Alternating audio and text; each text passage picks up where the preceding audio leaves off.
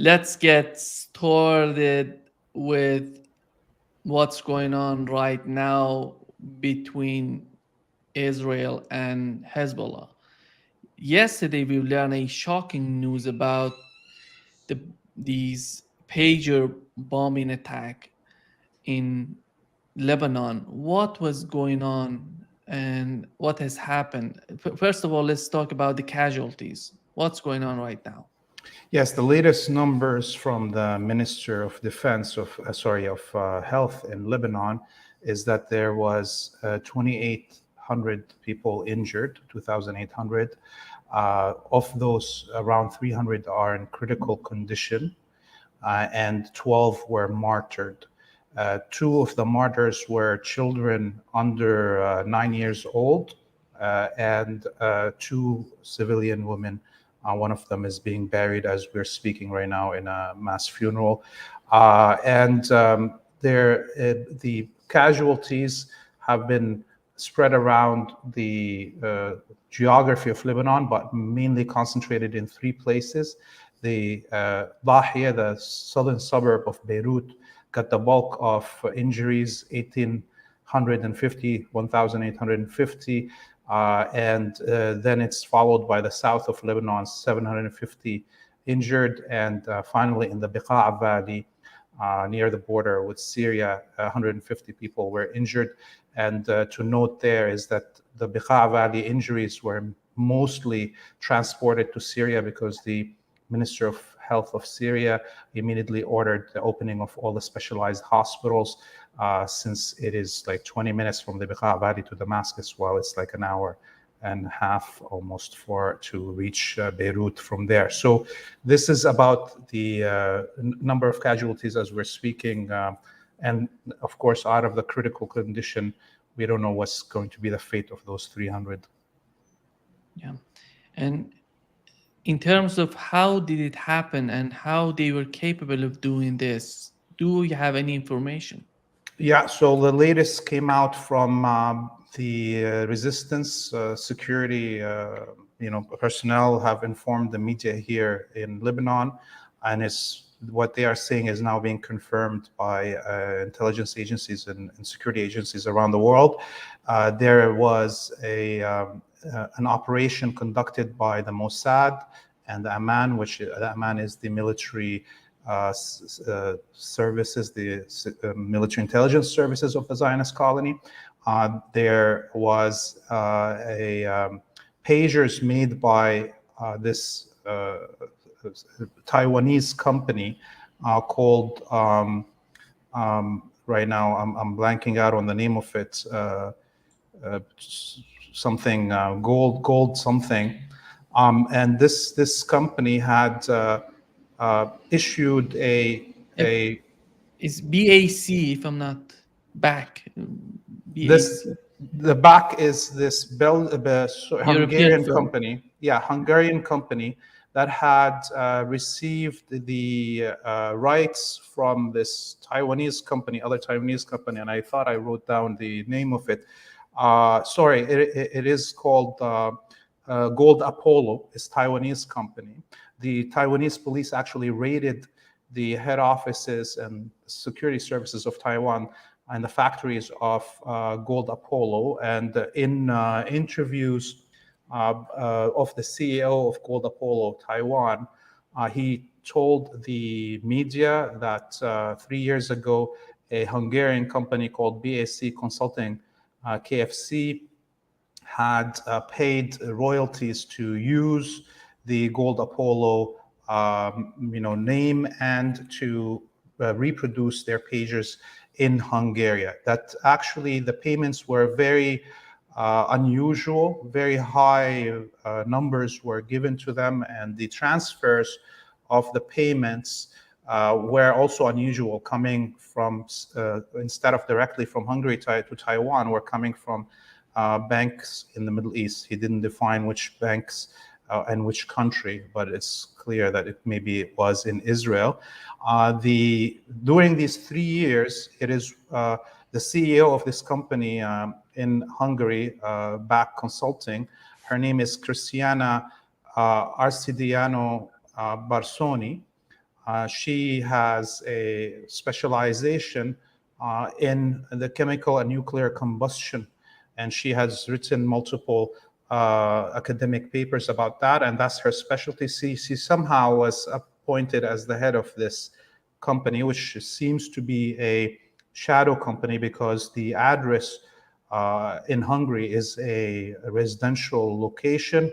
There is no such thing as a factory there and or headquarters for this company. So it was a Mossad and Amman operation.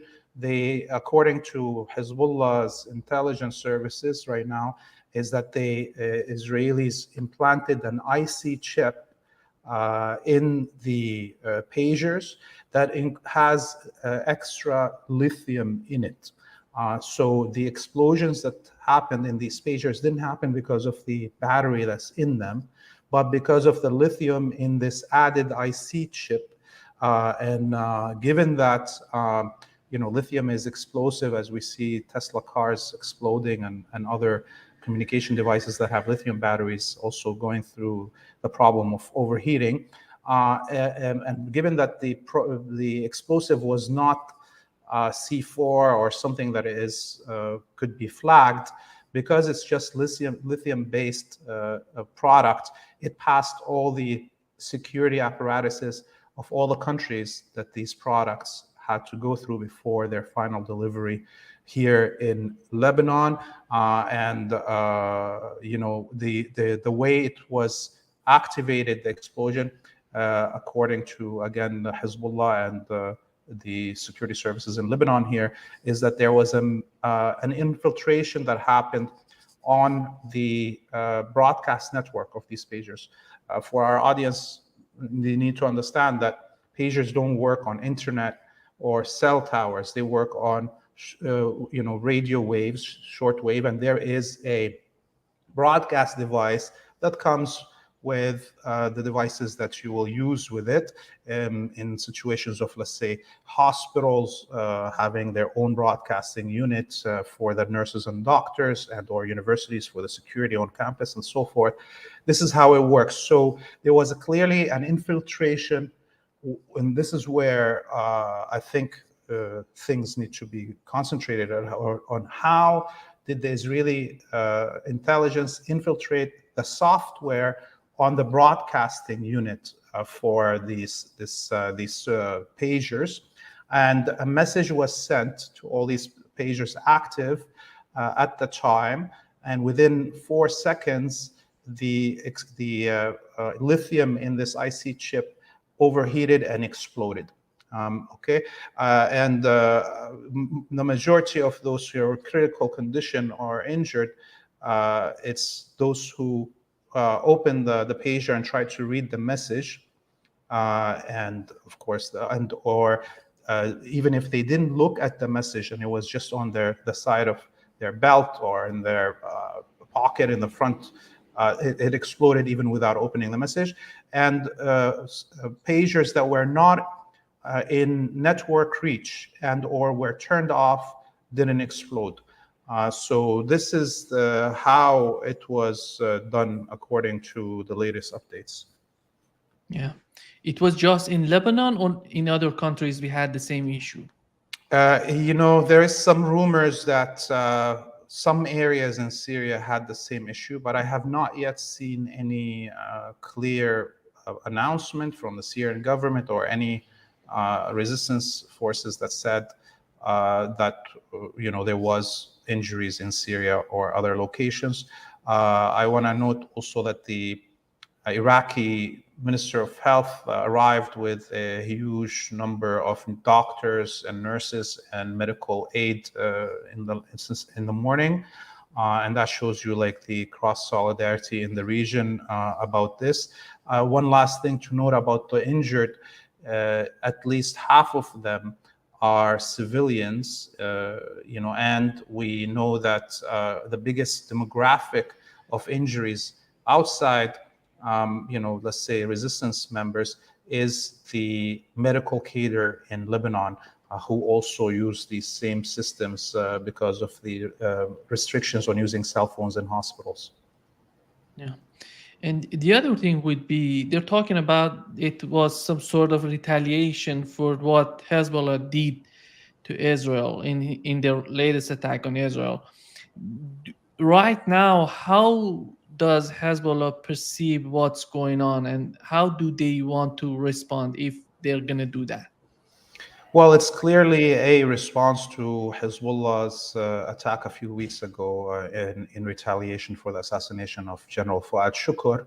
At the time, Hezbollah destroyed the headquarters of the Amman, specifically Unit 8200, which would be responsible for such attack on these pagers. And that led to the resignation of the general leading Amman. We haven't seen him since, so he could be actually dead, and the Israelis claiming that he just resigned, and we'll discover him dead somehow a few weeks from now. But according to Hezbollah, they had liquidated at least 30 members of Amman during that attack. So American media outlets are saying that the Minister of Defense of the Zionist colony, who's getting fired right now, called Lloyd Austin, the Secretary of Defense of the United States, yesterday, minutes before the attack was conducted, this terrorist attack. And thus, it is clearly coordinated attack. There's no way that the Israelis would have been able to do this work without the involvement of Western intelligence agencies and military intelligence. And even the broadcast of this message into the network required something probably flying over Lebanon at the time that sent the message to the broadcasting machines. And we know that from the attitude that we've seen so far from Iran, from Hezbollah, they're not getting so excited in responding, but they're going to respond. And how do you find right now the public opinion in Lebanon vis-a-vis what's going on? Yeah, it's actually very extraordinary since, yesterday, first off, all hospitals opened their doors without payment, without sectarian and or regional considerations. 1,000 hospitals were involved in the rescue mission. And this includes hospitals in all regions crossing sectarian and religious backgrounds. We've seen the leadership of much of all of the sects making statements of condemnation and solidarity, calling this terrorism. We've even seen a huge chunk of what is called, the opposition here in the Lebanese parliament that are usually counted as American tools, coming out and condemning this. And the solidarity in the streets yesterday, it was amazing. People were coming out to the streets, blocking roads to hospitals individually without the presence of police and so on, and directing traffic away to make sure that the entrances of hospitals are open and ambulances can reach without delay. And this was happening all across the country, from north to the south. The mood in the beginning on the street was very angry. You could see people, first off, shocked. The intention of this attack by the Amman and the Mossad was to shock people. The Israelis are claiming that they were planning to use this attack in the first moments of an all-out war, but that they did this attack now and wasted this card that they have in their genocidal, arsenal to retaliate for the attack on the Amman headquarters. And so the initial reaction on the streets were anger. People wanted immediate response. And a statement came out from Hezbollah saying that they will be delivering the just punishment. So these wars are very heavy, and that they will be, their punishment will arrive from a place that the Israelis cannot predict. So Hezbollah for sure is going to respond. Now people have calmed down. Thank God, alhamdulillah, that the numbers of martyred is very low.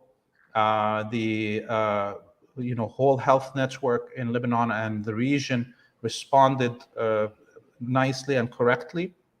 And Sayyid Hassan Nasrallah, the Secretary General of Hezbollah, is scheduled to give a speech tomorrow. This is just announced a few hours ago. So we should be expecting to hear from him more details about how this attack was done, what is the population in Lebanon should be expecting as a response from Hezbollah by tomorrow.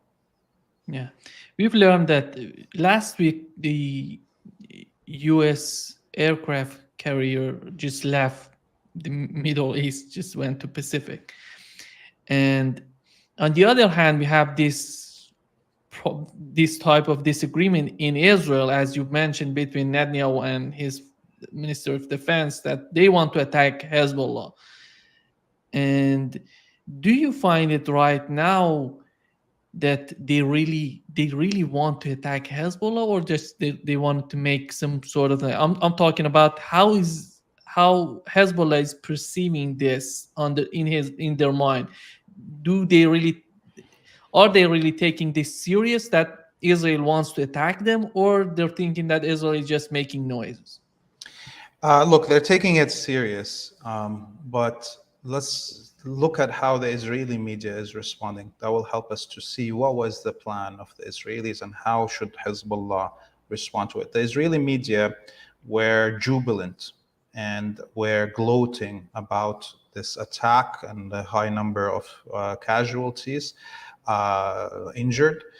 And at the same time, they were so out of their mind in happiness at this crime that they gave a name to this operation, the media itself, and they called it Operation Under the Belt.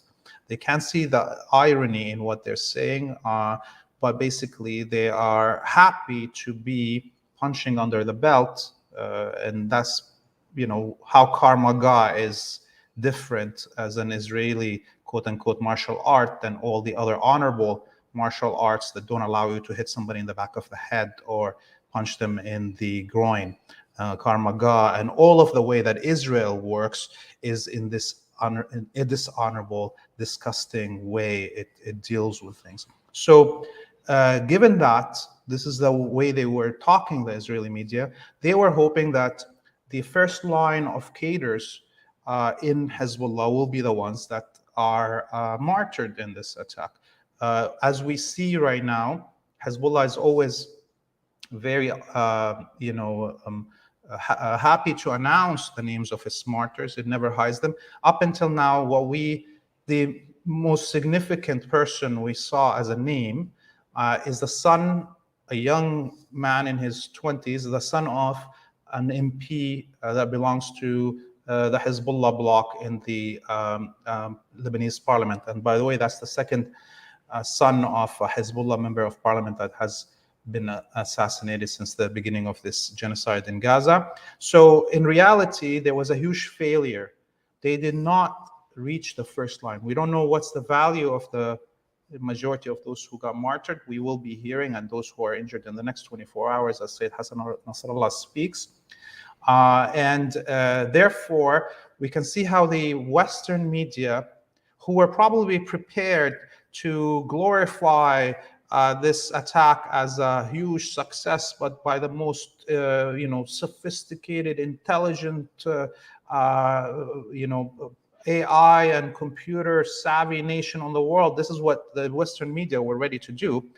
But because it failed to actually achieve any real target being killed, now we see the Western media kind of pulling back and trying to not make it into a significant thing. But the rest of the world and the rest of the world's media are seeing this as the most dangerous act of propagation in any war yet. We have never seen the use of cyber warfare in such ways that targets directly consumer products.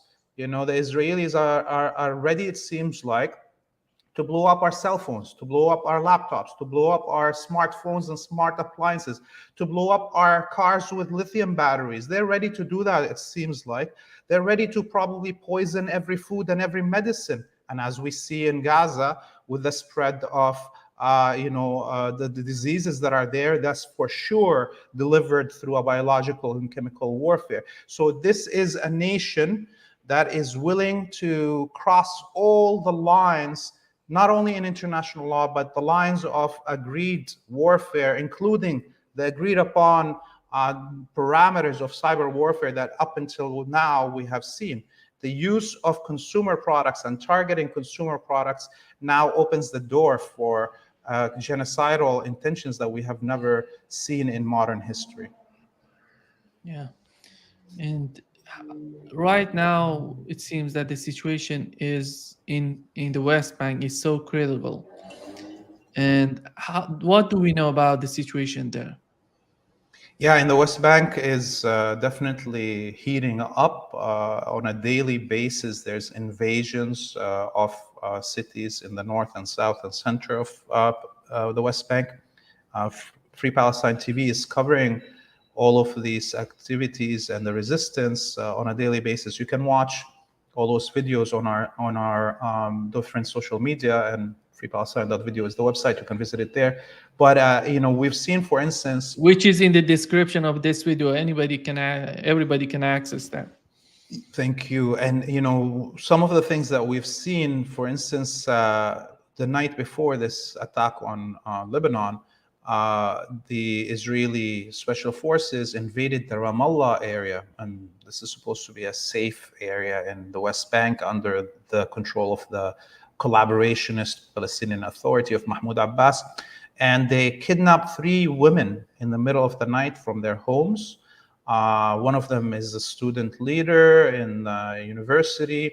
The other is the wife of Ahmed Saadat, the Secretary General of the Popular Front for the Liberation of Palestine, who's been in Israeli dungeons since the beginning of the Second Intifada in 2002. So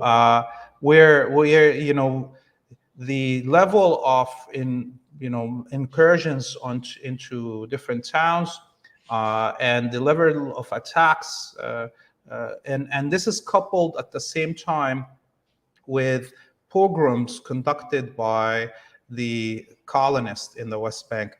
We saw colonists attack an elementary school and kindergarten in the Jordan Valley, carrying sticks, beating up the students and the teachers, and the Israeli military coming, and the Israeli police, and then beating up the families and the teaching cater and chasing the kids into the fields, and arresting the head of the school, the principal, as well as one of the parents that didn't do anything but defend and protect their child from blows by the batons that the settlers were carrying. So there is pogroms happening.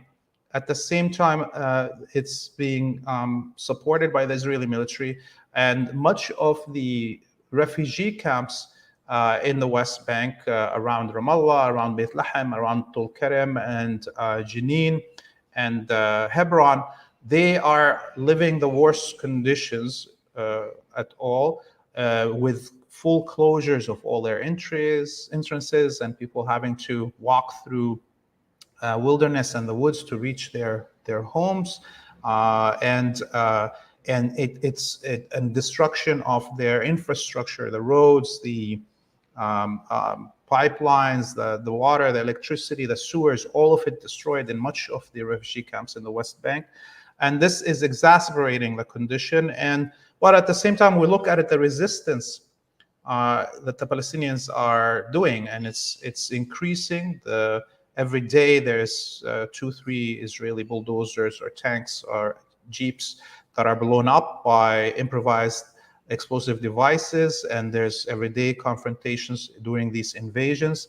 And one last thing I would say about the West Bank is that there was a huge demonstration in Jenin city 2 nights ago against the collaboration of the Palestinian Authority and its security forces.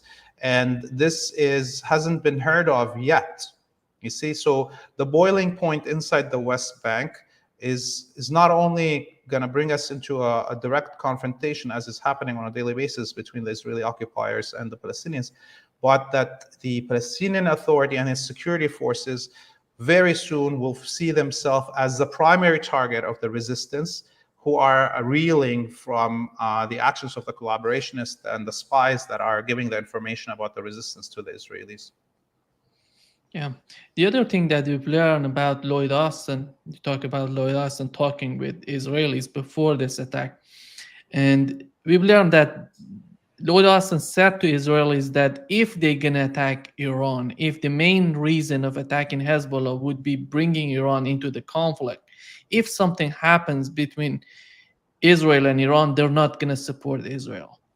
It seems that they know that the United States would not pick a fight with Iran, and we know that Iran is not willing to just widen the conflict because they're focused on what's going on in Gaza, they're focused on what's going on in the West Bank, and their priority is this Palestine, is not just the conflict between Iran and Israel.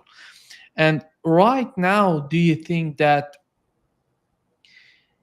how the whole situation right now with what's going on in Gaza and more than we're approaching a year of this conflict, and how the resistance is perceiving this conflict, is it getting, because of we've seen how weak Israel was in this conflict, and do they really understand? Are they getting stronger, or are they getting more united against Israel? How do you find it right now?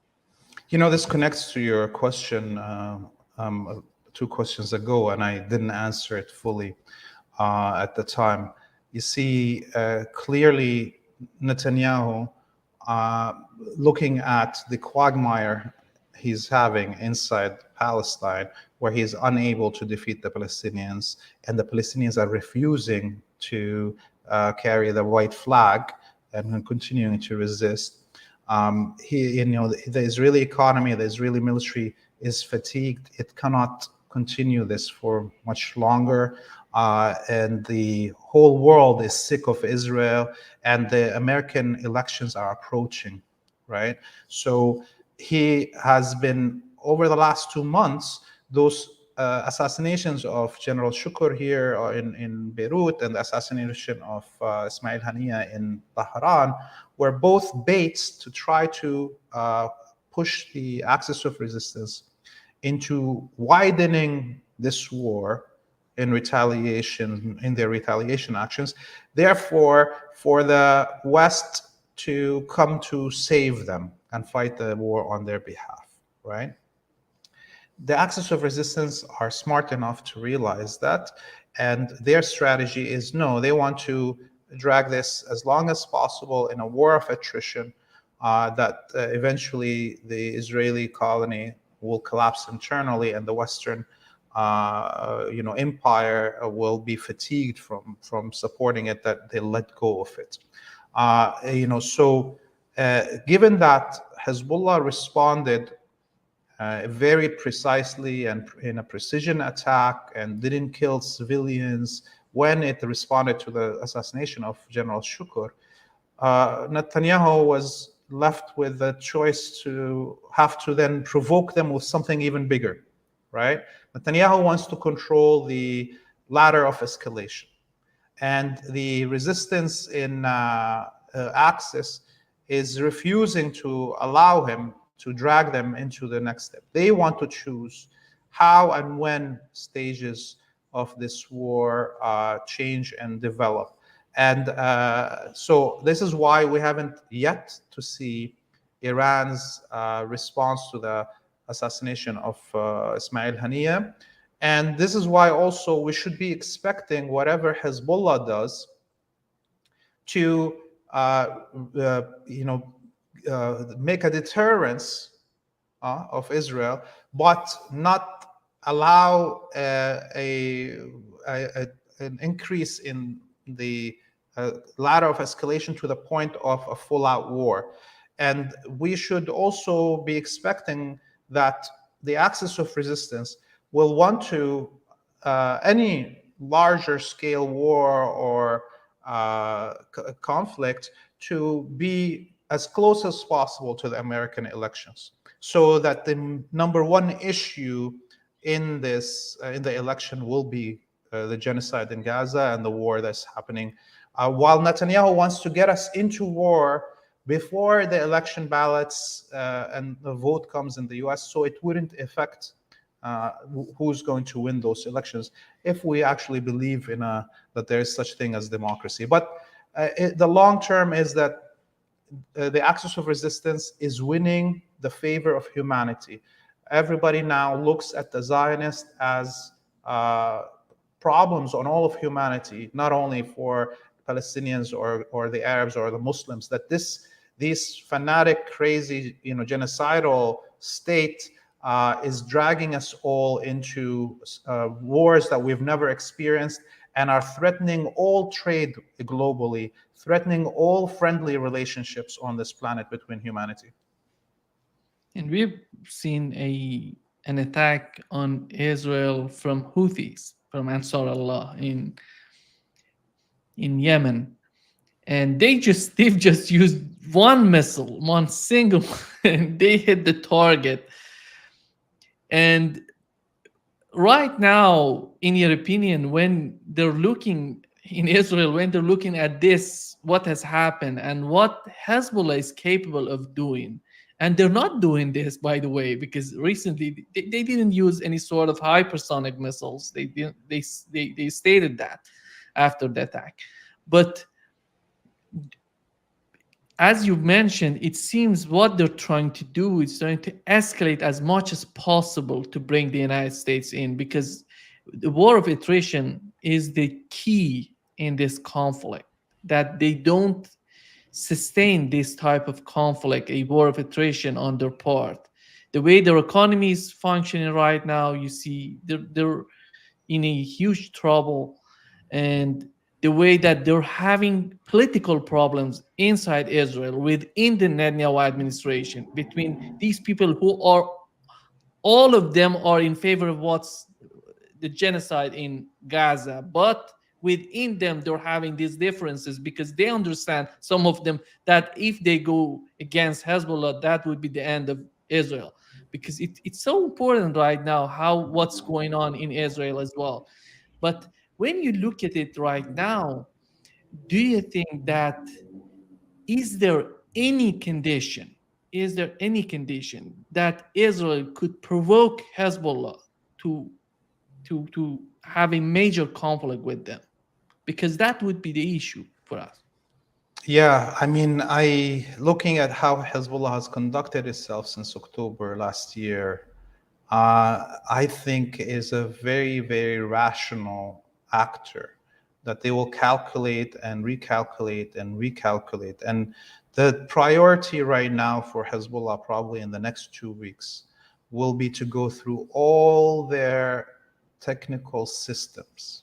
They're not going to leave anything that they're not going to open up, check and recheck and recheck, okay? So that there will be no other way for the Zionists to do anything close to this again, specifically in a full-out war situation where an act like this could damage the efforts. So I think the top priority for Hezbollah would be this, to make sure that all their systems are safe from hacking and mass attacks like this. And I don't think they will, we'll wait. I don't want to say anything that, Sayyid Hassan Nasrallah will have probably the last word on. Maybe he says, I will bring you right now the heads of 3,000 Israeli colonists, okay, in retaliation. He may do that, but I don't think so. But it could be possible. It's too much of a provocation. And now Hezbollah here in Lebanon has the backing of the vast majority of the population, no matter what their background. So it's a moment that Hezbollah could bank on, to do something bigger.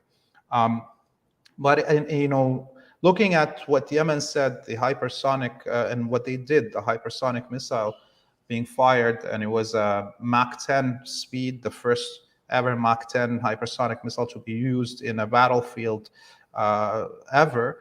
This and that Abdul Malik al-Houthi, the Secretary General of Ansarullah, in his speech that day, said that this is the warning shot and the opening shot of stage 5 in this war. So this, kind of with the attack that the Zionists conducted yesterday here, those two things prove to us that now we have moved to actually a new stage in this war.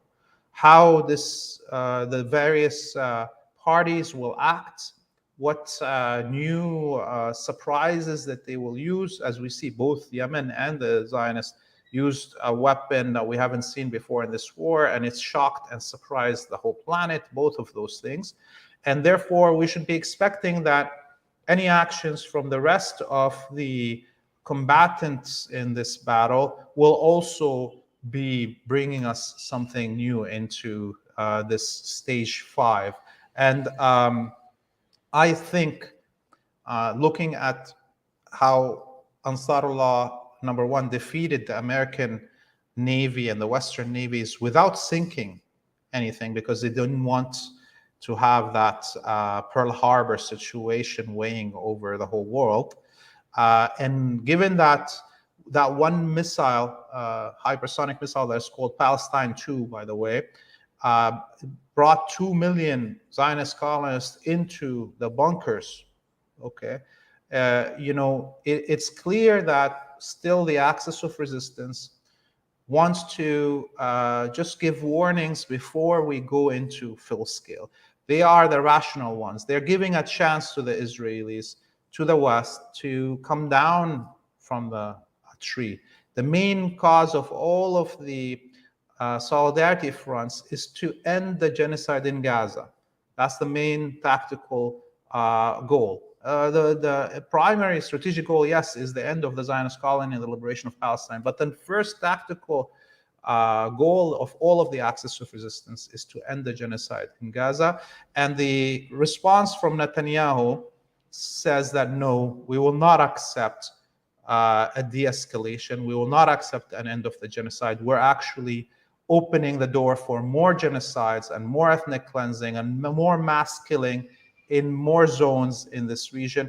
And the US, it seems like, is supporting all of this genocide, mass genocide. Yeah, recently we've seen that in Israel, they're talking about sending their people to the northern part, to their homes, to the northern part of Israel. But the question is, as much as this conflict is going on in Gaza and these operations in Gaza, is Hezbollah going to let them to send these people to the northern part, or they're going to attack them? Yeah, it's impossible that the Israelis will go back. Look, the schools just started already. Both South Lebanon and North Palestine and Gaza have no schools. So, anybody that wants, let's say you're an Israeli colonist and you want to live in the north. Well, if there's no schools, where are you gonna send your kids? You can't. And also the factories shut down because Hezbollah has been targeting much of the industrial base of the Zionists in the north. So what are you gonna do? The only people that will go probably north are soldiers in disguise. Look at the Golan Heights, by the way, the Syria's Golan Heights that are occupied by the Zionists. All the colonies in the Golan Heights are military colonies, according to the law of Israel. Nobody that lives in the colonies in the Golan Heights does not work for the Israeli military establishment. So now the north of Palestine, the only way to resettle it, recolonize it, is to also move the families of the military to these colonies. And that's not going to happen. We're already seeing how the military itself is cannibalizing itself. There's fights between units that are refusing to serve in Gaza, units that are refusing to serve in the north of Palestine. There's families of Israeli soldiers that are demonstrating, Israeli soldiers that are stationed in the north of Palestine, the daily demonstrations asking for their children to be withdrawn and to be sent to the West Bank so they can abuse Palestinian unarmed civilians, instead of facing real warriors like Hezbollah. And so, no, this is not going to happen. In fact, I think given that Hezbollah, even before this terrorist attack yesterday, had widened the depth of area that they are attacking, have brought over in the last 2-3 weeks, they brought, I think, at least 20 new colonies into the firing range, and all the major bases deep inside the north of Palestine, around the Tabariya Lake, the Sea of Galilee, and all the way to the coast around Akka, have been targeted. That means that actually we should be expecting more and more Israelis to leave this area, not to come back to it. Yeah. Just to wrap up this session, Leith, what do we know right now from what's going on in Gaza and the situation in Rafah, in this part of Gaza? Yes, just earlier today, the Israeli media reported multiple Israeli helicopters airlifting Israeli soldiers wounded and killed. The Israeli media also, according to Israeli military sources, admitted that there is 4 officers that were liquidated in a major attack by the Palestinian resistance inside Gaza. The videos continue to come out from Gaza, proving that the Israeli military is unable to hold any grounds. What they call the Netzarim axis that cuts the heart of the Gaza Strip, that the Israelis pulverize everything in their way between the Gaza envelope and the sea. This Netzarim axis, they keep on widening it. It's now almost a kilometer wide, okay, but they still get beaten in this supposed corridor that the Israelis are supposed to be in control of. The Palestinian resistance keeps on coming from underground somehow, and from within the rubble, and destroying them and killing the Israeli soldiers. Similarly, around the Rafah area and the Philadelphia axis, the border with Egypt, Sina, the Israelis have practically destroyed half of Rafah city, and they're still unable to stay inside Rafah city. Every day they have to withdraw and go back in, and withdraw and go back in, and get beaten, and their machinery is destroyed. The Israeli military is exhausted. And we got a message out by Abu Ubaidah, the spokesperson for Hamas's military wing, the Qassam brigades, sent a statement this week to the rest of the axis of resistance, and it was distributed in the media here. This is before even the attack on Lebanon, saying that actually the resistance forces are fully healthy, that they have recruited an overwhelming number of new fighters in Gaza, that's bigger than even their original fighting corps before the beginning of this genocide, and that they have the vast majority of their weapons caches are still safe. And this is proven because still every day Palestinian resistance groups fire missiles and rockets on the Gaza envelope and even on Tel Aviv. So and finally they said in this message that they are ready and capable of continuing this war, continuing this battle for another year at least. These are not the words of a defeated group, or this is not a word of a group that is begging for somebody to come and save it. That's not what it is. It was a message assuring all the axis of resistance and all the population in the region that the axis of resistance doesn't need to go to a full war to save the Palestinians in Gaza, that what they are doing right now is sufficient, because a whole year of genocide in Gaza did not weaken the resistance there, and it will not be able to weaken it for another year even. Yeah. Thank you so much for being with us today, Laith. Thank you very much for Great having me, pleasure Hima. as always. Talk to See you you soon. soon. Bye-bye.